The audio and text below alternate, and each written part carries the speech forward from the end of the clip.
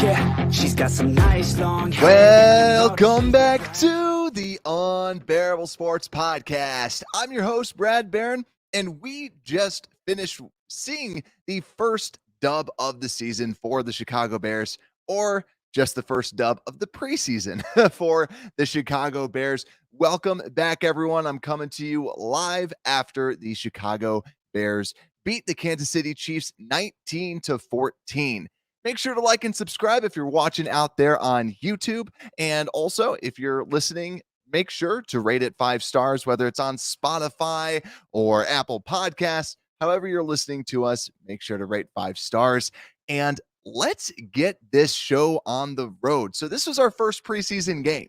Now, Blake and I, or Johnny PayPal and I, we talked last episode and broke down who to watch for. So I actually have that list up here. If you used it, I hope you did, because there was a lot of good things today. Now, it didn't seem, just like for overall impressions, it didn't seem to me like the first team dominated, but there was also a lot of people that weren't out there. I actually had to kind of jot it down because I could hardly, I had to try and remember who was just missing. Like Angela Blackson didn't play, Kyler Gordon, Kendall Vildor, David Montgomery, Cole Kmet, Riley Reif, Roquan Smith, Robert Quinn, Tavon Young, Thomas Graham Jr., N'Keal Harry, Byron Pringle, Bayless Jones Jr., Mario Edwards I didn't see out there, Ryan Griffin, O'Shaughnessy, a lot of people who were not out there for our Chicago Bears, but still we came away with the dub.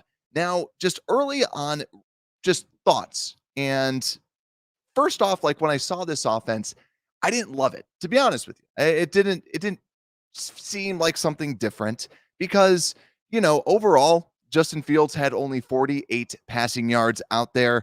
And yeah, he's only going to be out there for about 3 series.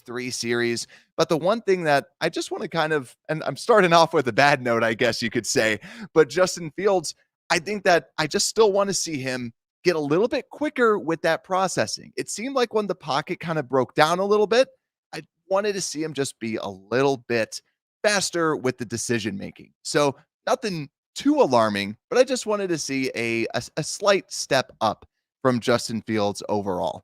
But 4 of 7, 48 yards, not terrible. He was sacked though twice. So overall, though, from a receiving perspective, like we said, there wasn't a lot of passes out there from a Justin Fields when we're talking about these starters. But there's one catch that everybody's talking about, and that's Darnell Mooney.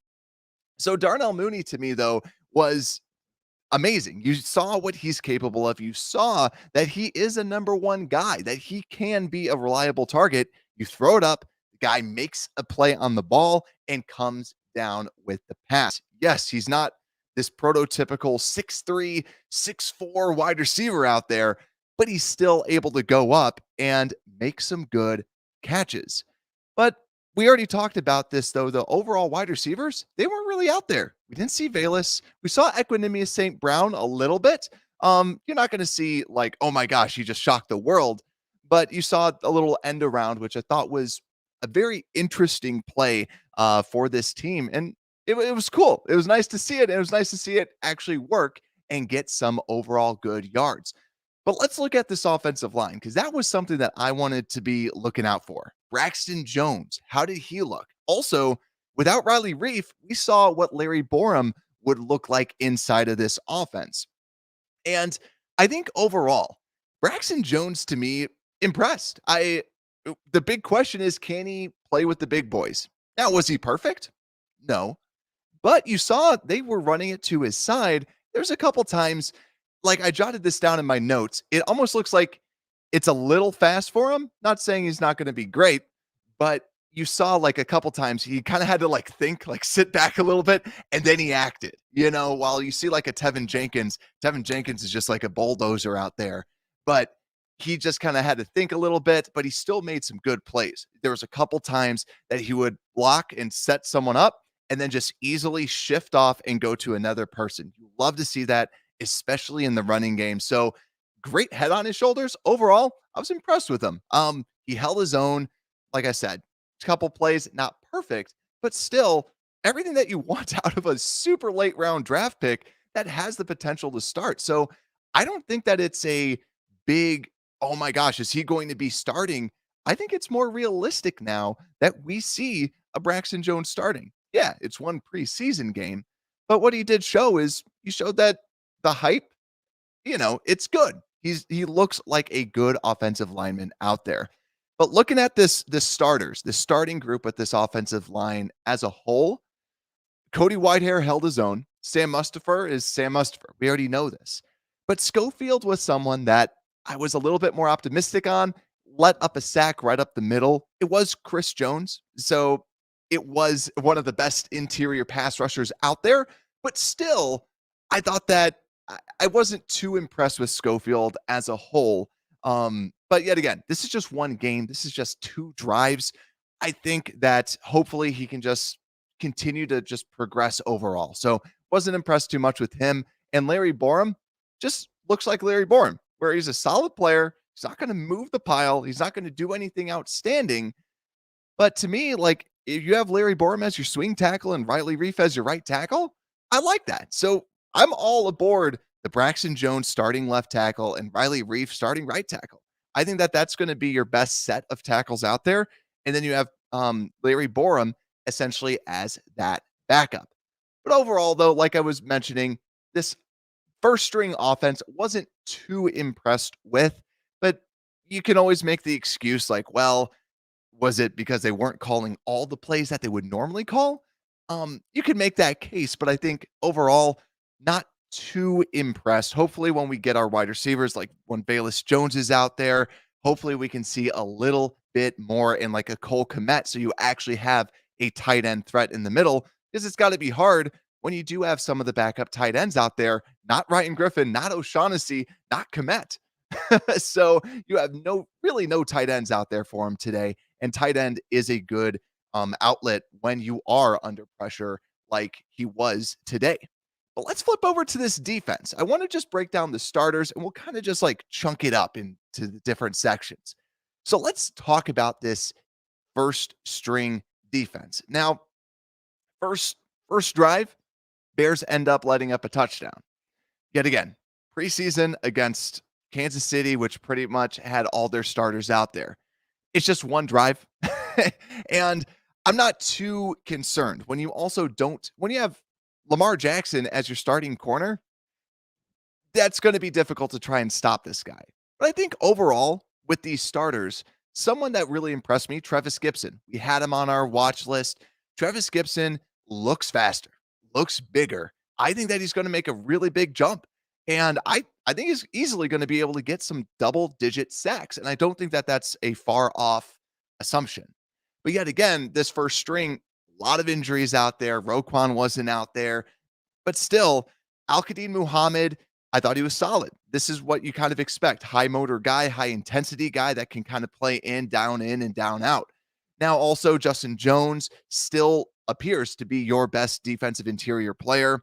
And one thing that I noticed out there too, the stunts. Whenever the Bears were trying to run a stunt like last year, the stunts worked phenomenally. Anytime that they ran a stunt, it seemed like somebody was coming free.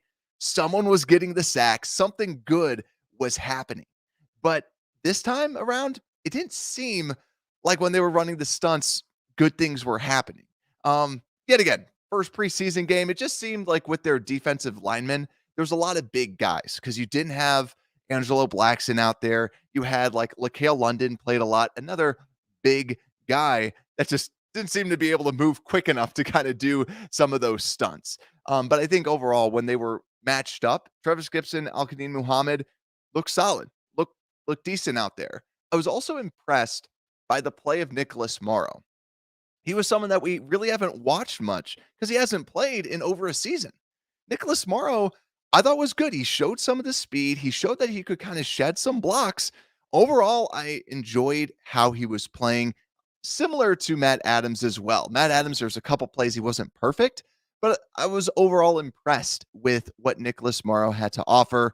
And Matt Adams, not necessarily impressed, but saw that he could at least kind of hold his own. Now, for those watching, if there's anyone that impressed you with this starting group, let me know down in the comments because I I'm just curious. This is right afterwards, so it's hard to see when you don't have the all 22 and you can't just sit down and watch some of these players. But Matt Adams did have 7 total tackles in his limited snaps. So overall, a pretty impressive performance, but we did let up some points. Now, overall, though, Kansas City only had 153 passing yards and 52 rushing yards. And a big part of that was this second string defense and this second string offense. Because this is where the team stepped up. We kicked it up another notch. We started scoring. We scored 16 points in the third quarter. A lot of this had to do with Trevor Siemian. Let's go back to the offensive side of the ball. Trevor Siemian, 7 for 13, 89 yards, and 2 touchdowns. Now, to me, overall, this is why you get someone like a Trevor Siemian. When we signed him, it's like, good. He's a good backup that can run this offense. That's exactly what he did. He went out there and drove down the field and played well. Now, with this offense, a lot of the receivers were very similar. You had a lot of the same receivers out there. We saw Dante Pettis, Daz Newsome. Daz Newsome scores the touchdown catch. You want to see him just hold on to the ball a little bit better. But still, Daz Newsome was able to come down with that catch. You saw kind of those trips formations where everybody's kind of like stacked up, this stacked bunch of receivers that makes it very confusing for a defense to know who do you have on this play, because when everyone's grouped up, you have to be like, all right, do you have the outside guy? Do I have the inside guy? Where's everybody going? And it causes some confusion. So it's nice to see that out of this Getsy team overall. Now, with this offense as well, where I think that they really excelled was I enjoyed watching this offensive line, because this is where you had the rookies. The rookies came in, and rookies, Tevin Jenkins, Larry Borum, you saw all those people that are fighting for this roster spot in the second quarter and in the third quarter. And to me, I just thought that, like, overall, when I looked at this, I thought Zachary Thomas, who was playing left guard, didn't impress me that much. It kind of showed me why they were putting Lachavious Pig Simmons with the second team in that depth chart, because they're really talking about that guy being the second string. And overall, I thought that Zachary Thomas didn't have a great day, didn't impress me, kind of just reinforced why he would be kind of listed as that third string guy. But Doug Kramer as well. I'm going through the bad first, and then we'll go through the good. But Doug Kramer, the center, I was excited to see him. He's the rookie out of Illinois. And I just saw him keep getting swim moved and just pushed over, and a lot of people just kind of flying in the backfield. There was one play, I forgot who it was. It might have been Evans or Ebner, who was just tackled in the backfield. And it's like, who was supposed to block that guy? It was Kramer. Kramer got cooked, and somebody went right by him. It's not huge for this team, but it was something interesting to watch, because Kramer is known for being a very small player, very small center, and he got cooked a couple times out there, which was unfortunate. Does it mean his career's over? No, it's just one game, but just kind of put a little bad taste in my mouth. You don't hit on every single draft pick. Not calling him a bust, not saying he's cooked, but just had a poor performance today. But on the positive side, the right side of that line, I was impressed. I thought Jatiri Carter had a good game out there. There was a couple plays, a couple good blocks, and I thought overall he held his own at that right guard spot. That's why you're seeing him kind of take some of those snaps against a Michael Schofield. Not saying he's going to be a starter anytime soon, but it was nice to see this guy out of Southern University that was able to perform and do well when he came in. So Jatiri Carter, good job with that. But overall, with the tackles as well, like I said before, Larry Borum played a little left, a little bit on the right. And I thought that Larry Borum just was Larry Borum out there. A solid player. Didn't push the pile, but you don't hate his performance, but you don't love his performance. But then on the right side, we saw Tevin Jenkins come in too. And Tevin Jenkins showed why people have said that he's the most talented offensive lineman out here. He's fast. Whenever it seemed like they were running to his side, he's just shoving someone over. He's a bulldozer on that right side of the line. But there were some times where he just, like, they ran a little end around and they're doing a little bootleg. And all of a sudden, you just see him keep on running down, and it was ineligible receiver downfield. You're like, what are you doing, Tevin? That's just a play that you don't make. You don't run all the way down. You need to know where you're at. And it's just those small little things that he needs to clean up. There still is a lot of polish that he needs. And then I think he's got the glimpses of being a good player, just has to clean up a little bit of that stuff out there. But overall, I enjoyed this offensive line. And I think that's where you saw like a Trevor Simeon and the running game really kind of take off.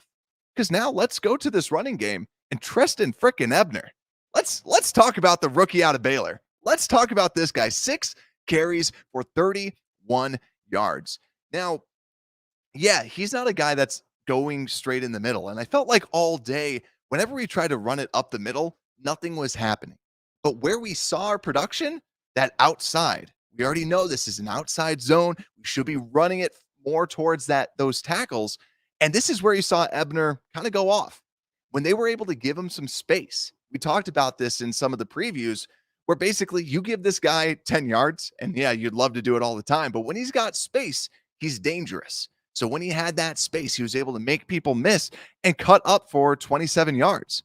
Now, after that, he only got 4 yards on 5 carries. It does show he's not an inside the tackle runner. He's an outside guy. He's a third down running back. He's a receiving back that you want out there. But you saw some good kick return ability out of Treston Ebner. And I think overall, like he was able to at least showcase some of his speed. But let's go over to this passing attack, though. We talked a little bit about the blocking, but Trevor Simeon, I think, just orchestrated the offense successfully. And you see a player like a Tajay Sharp, who was injured for a lot of the training camp, but since he's come back, he's been taking advantage of his opportunities. And he did 2 catches, 44 yards on 2 targets with a phenomenal catch on the outside from a throw from Justin Fields, but also another very good catch jumping up and grabbing that ball. I think that Sharp shows that he's good. He's a good player. And Dante Pettis even too. I don't know if it was I can't remember exactly if it was with Peterman or if it was with Simeon, but still even Dante Pettis kind of showcased a little bit of his ability as well. He seemed very comfortable back there catching punts. And I think that those guys are taking advantage of this opportunity, not going crazy, but still showing that, hey, we're savvy vets and we know what we're doing out here. So I think overall, solid performance by just this offense as a whole. But I really want to talk about this defense because this defense was crazy. Daryl just talked about this. So did anyone see Jack Sanborn? Yes. Sanborn, he was crazy. And we talked about him before. Sanborn, I even have my Wisconsin Badger cup out here. I live in Wisconsin for those that don't know. And Sanborn, he just epitomized, like I was talking to my family. I'm like, he's just the cheese-fed Wisconsin linebacker that they always kind of push out, where he's just this guy, this big guy, not the best athlete out there, but he's just smart. And you saw, like, I remember in training camp, he was getting whooped in one-on-ones, but you don't expect him to be out in there for one-on-ones. He has good enough speed to be able to cover people that are just going to the flats, cover some of those running backs. And you saw him come up with the big interception right across the middle, was able to come down with it and kind of bring it back for a lot of a good chunk of yards. So does that show that he can cover? Yet again, this is just one game, but overall, very, very impressive. Had 7 tackles, 7 solo tackles, 1 tackle for loss. But what really impressed me about Jack Sanborn was not just those splash plays, but he seemed to be in a good position. What it was nice to see was when they would run the football, and this is where he was good at Wisconsin. When they would run the football, you could see him kind of pass off some offensive linemen, really shuffle his feet and just kind of get sideline to sideline and kind of good head on his shoulders to know where the play was going. Does this mean he starts? I know that we are big fans of him on the show. I don't think so. Yet again, one game, but I think he definitely makes the team. We saw him out there on the special teams. Great special teams tackles out there. Looked very good on the defensive side of the football as well. But if I'm like a Joe Thomas who didn't really impress, like didn't really make any of these splash plays, number 45, just for those that don't know who the great Joe Thomas is, who is listed as our starting Sam linebacker. He didn't make a lot of big plays, but Sanborn did. Yes, it was against backups, but still was able to take advantage of these opportunities and play fairly well. But another player that but yeah, overall though, Sanborn, I believe that he should be on this team and almost like lock him in. But somebody that didn't impress me as much as I wanted to was Dominique Robinson on the edge. 91, he came away with the sack. You see the explosiveness, you see the raw athleticism. Doesn't mean that he's bad. It just means that like you didn't see a lot of those moves out there. There was a couple times that he beat his guy, but I still wanted to see a little bit more. The big question was he's the athlete, he's the raw quickness. We already see that, and that's how he got his sack. But I want to see the actual tools, the hand fighting, getting past people. That didn't see it too much today. Yet again, this is first reaction while watching the game while drinking a couple beers. So there was that as well.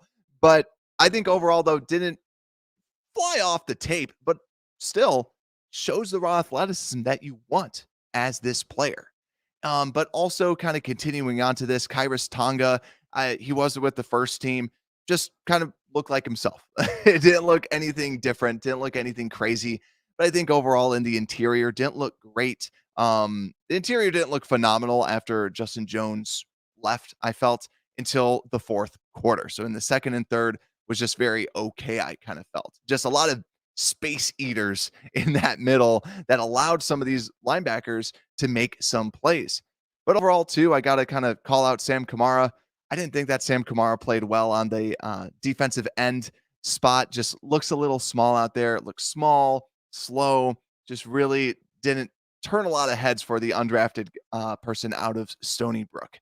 But overall, with this defense, I'm trying to look through my notes a little bit as well, who kind of impressed me and what did I see? So, yeah, I jotted down, didn't like the stunts because whenever they were running the stunts, wasn't great out there.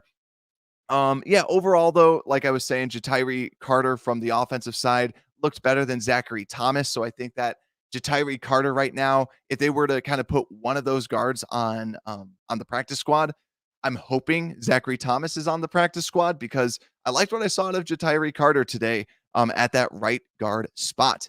LaCale London didn't really impress too much for me at that D tackle spot. Yet again, backup guy that you don't expect to play too much.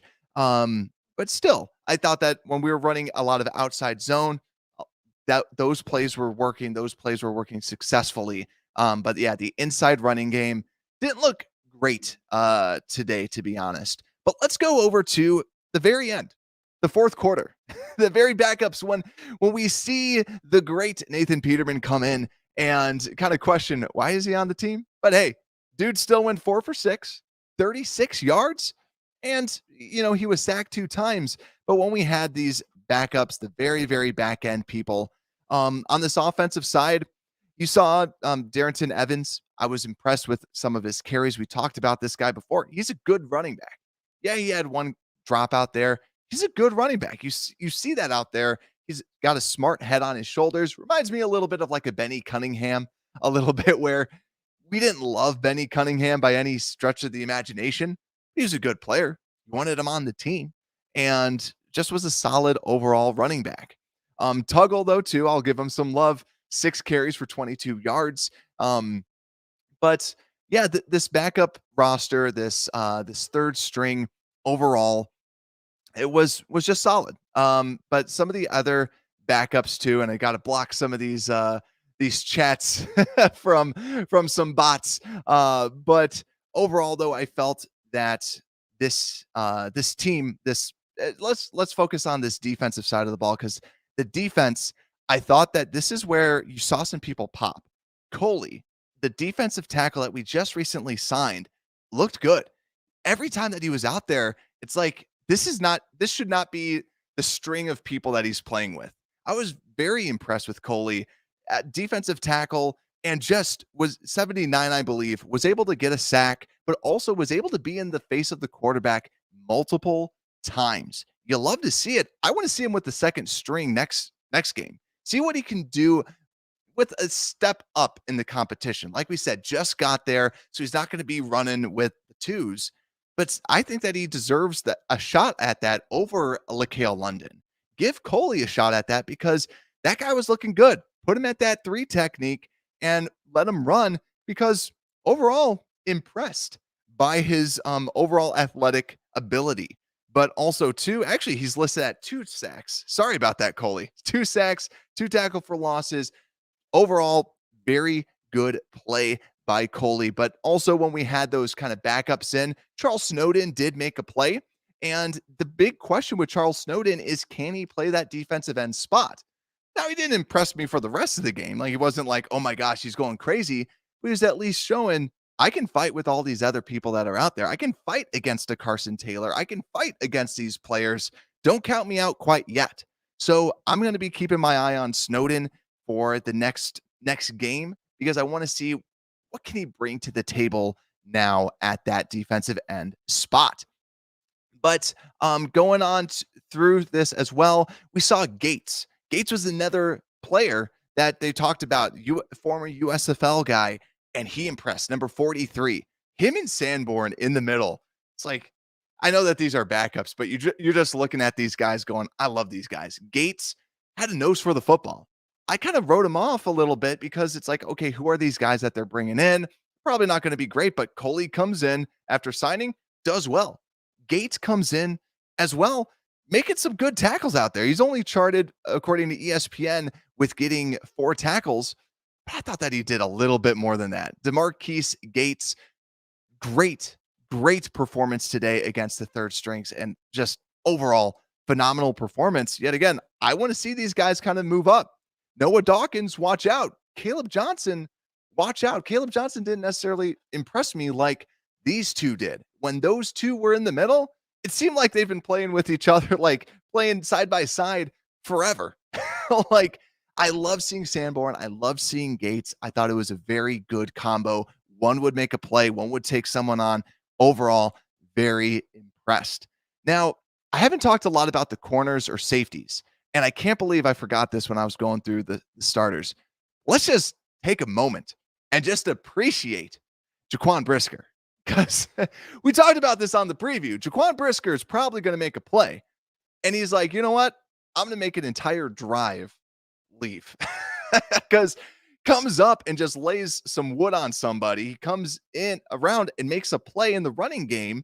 Then right after that, it's not even his man, makes a phenomenal play to break up the pass. Jaquan Brisker, this is what he's capable of. He's a good player, smart, and is always around the football.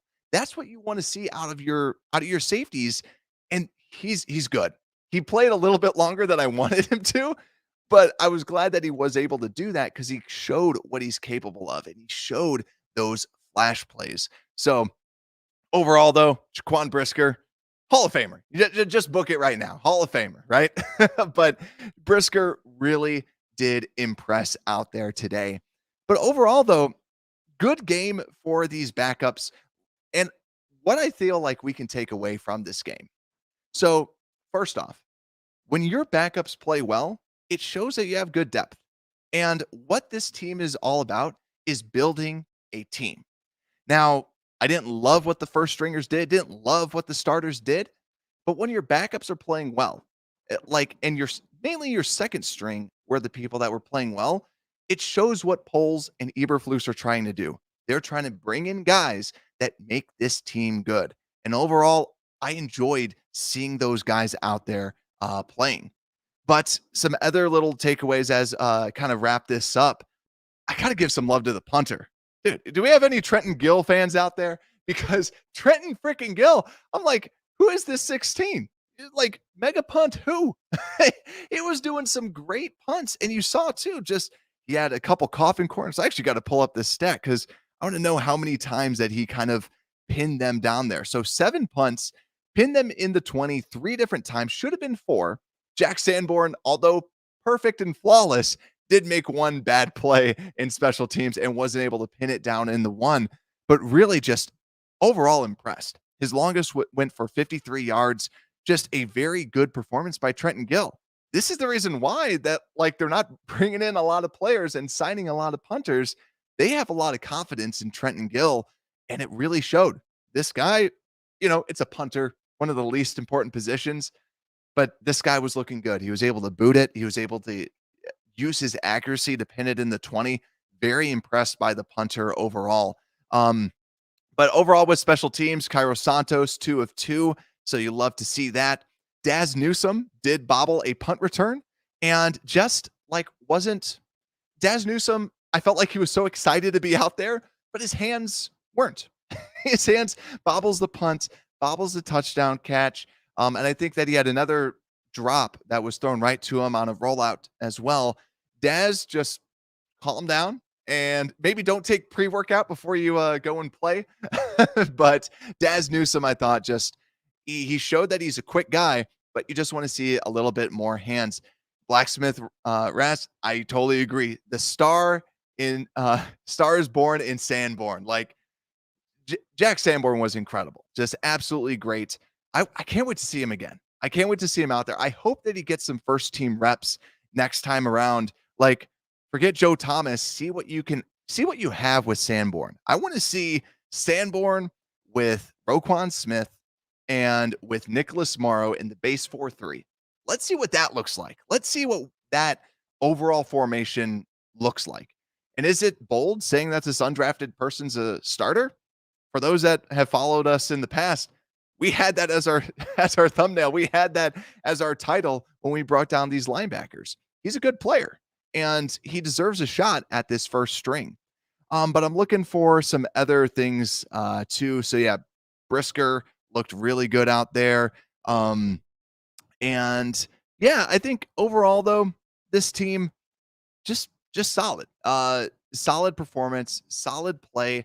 I can't wait for next game. So what we're doing is on Monday, we're going to have a special guest come in and break down the training camp. So make sure to tune in on Monday. We'll be going live at 8:00 Central Time. So jot down, make sure to like, subscribe. And we are going to be breaking down what was seen at training camp. And then on Monday, and then on Tuesday, we will be actually going live and breaking it down the next game, which will be on Thursday. It's going to be a great game, and I'm so excited to see this because, yeah, we saw Braxton Jones do well. We saw Treston Ebner kind of showcase what he's capable of. It made you feel good that a lot of these rookies kind of came in and showed that they were solid. And even Ryzen John, number 87, showed that he could block, not just a big, lanky guy that can catch, because I don't think he even caught a pass, or he caught a little out pass, I think. But still, a lot of interesting players that can make this team good. But thank you all so much for coming in to this recap of the first preseason game. And make sure to like and subscribe. Make sure to rate the podcast 5 stars if you're listening out there. And Unbearable Sports Podcast, we're out.